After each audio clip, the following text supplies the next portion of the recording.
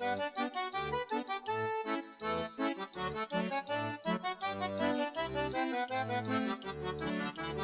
pirates! I'm going to read you today the story of Treasure Island. It's one of my favourites by Robert Louis Stevenson. Shall we begin?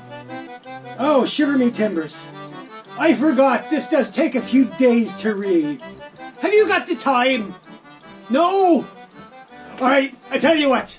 We'll go over it as fast as I can. That'd be good, that'd be good. Let's see how fast we go. Time me.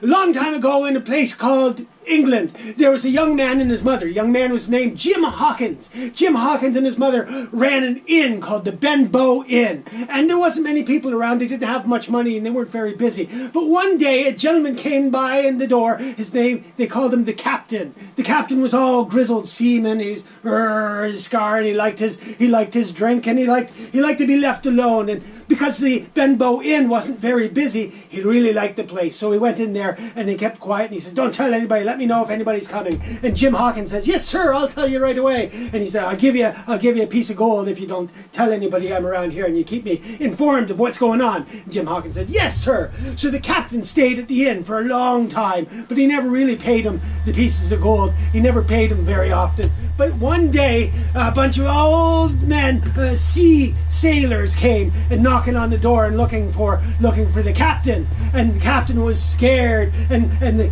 guys came in and talked to the captain about something, and they didn't know what. Jim tried to listen in what they were talking about, but he couldn't really hear. And then the sailors, they left, and the captain, he went up to his room, and he wasn't looking very good. He was very pale and sickly, and he stayed in bed. And he said, Jim, I have something for you, Jim." And he gave Jim a scroll. He gave Jim a scroll, he did. And he said, "Those men, they're up to no good. They're up to no good. And you watch for the man with one leg." And that was about it. And then in the night, Jim went up to check on the captain, and the captain had passed away. The captain had died. It was a terrible, terrible thing. And then Jim looked out the window and seen all those sailors, those rough and scurvy sailors that came earlier. They came later at night, and Jim knew he was in trouble because there was a lot more of them, a lot more of the pirates, and they all had swords, and they looked rough, and they looked like they were looking for trouble. So they went into the inn, and Jim and his mother took off out the back door. And all those sailors started banging and causing a ruckus. And when they saw that the captain had died, they went through all his stuff, and they smashed the bottles, and they smashed the place up. Well, anyways, another person who lived in the town that they were in, Dr. Livesley. Dr. Livesley came with the sheriff, and he ran all those sailors out of town, got right rid of them. And Captain Livesley said to Jim, "Well, you haven't got much of a home now. Your mom will be taken care of, but Jim, why don't you come with me?" So Jim Hawkins went with the doctor, and he was going to stay with the doctor for a while, but he told the doctor about the scroll. And they looked at the scroll, and you know what that scroll was? Well, yes, it was a treasure map. It was a treasure map. And the captain looked at that. The doctor looked at that and said, "Wow, that looks like some treasure." And if that was the captain's treasure map, and all those other pirates were looking for it, that means those other pirates, those sailors that broke into your house, that means they don't know where it is. And if they don't know where it is, and the captain had passed away, the only two people who knew where the treasure was the doctor and Jim Hawkins. So the doctor and Jim Hawkins went to the Squire Trelawney. And Squire Trelawney, he had a lot of money, but not a lot of brains. And he said the doctor said to the squire, "We've got a treasure map. Keep it a secret, but we're going to need a boat and some men. Can you get us a boat and some men, and we'll share the treasure with you?" Well, the squire liked that idea very much, and he said, "Oh, don't worry, I'll take care of it. I'll keep it a big secret." So after a while, a little bit of time passed, yes. But then the squire had the boat, the ship, and a bunch of sailors. And the ship was called the Hispaniola.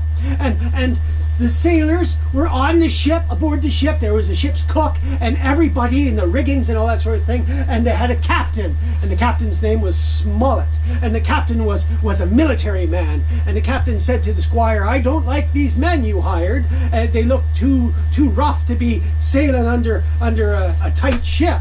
And they all know about the treasure. How do all these men know about the treasure?" The Captain Smollett said, "I don't even know about the treasure."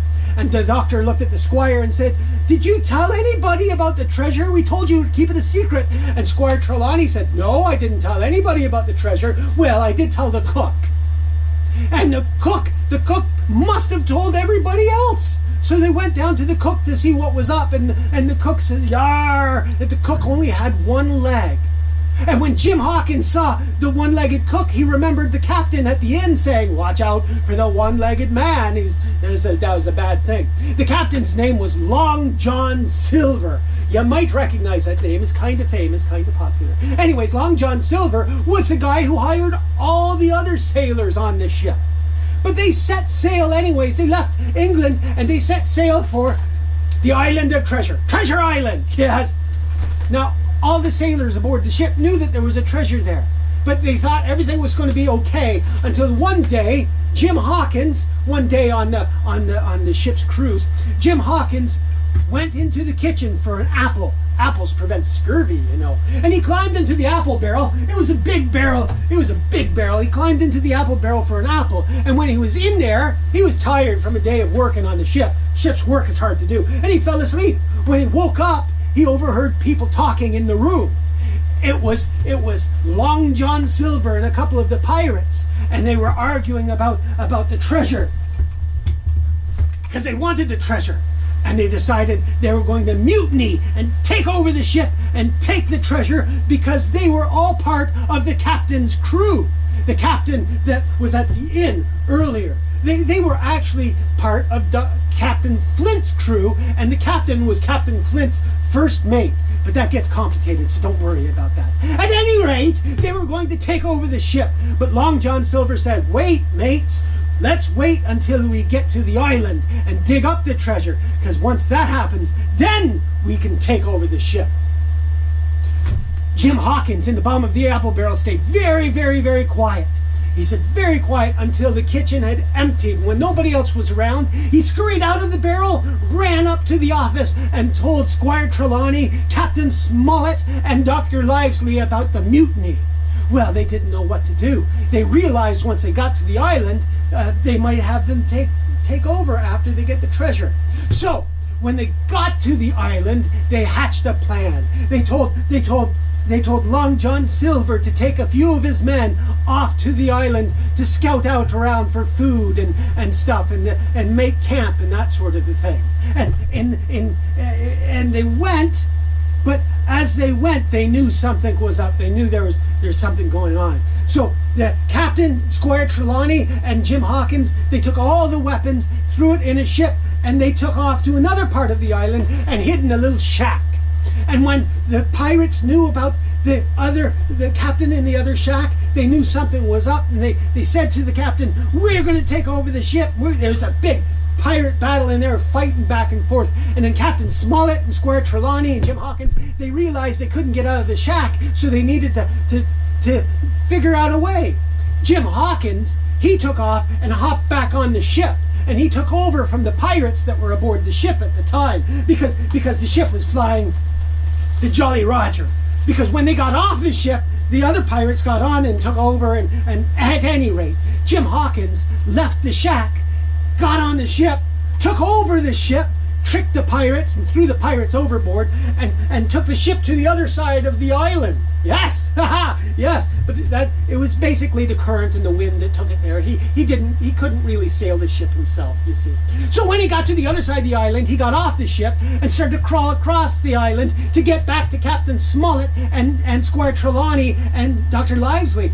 But en route, he met Benbow. Now, Benbow was a pirate on the island already. He was marooned by Captain Flint and the captain and Long John Silver and the crew. He was marooned on that island 5-6 years ago when they buried the treasures in the first place. And Ben, he told Jim Hawkins that he found the treasure. He did. He found the treasure after being on that island for so long. He's looking around, he found it, and he knew where it was. So they went over to the shack with the captain and Squire Trelawney, and I know there's a lot of captains here, but Captain Smollett, Squire Trelawney, and the doctor, and they told him about the treasure. The treasure wasn't where the map said. So the captain hatched a plan. He said, give Long John Silver the map. Let him find the treasure. There's nothing going to be there. And that will allow us to get out of this shack and escape, find the treasure and escape. So they got out of the shack. They gave Long John the treasure. Long John took his pirates over to where the map told him to go. And there was nothing in the treasure chests at all. All the treasure chests were empty, even though they dug and dug and dug, but they were smashed up and all over the place because Ben already got the treasure, you see. It was really funny. It was really funny. And Captain Smollett, Squire Trelawney, and Dr. Livesley, they knew where the treasure was. So when Long John and his pirates were digging up the empty hole, there was nothing there. These guys followed Ben to a cave in the mountain, and that's where Ben had hid all the treasure. All of it, yes!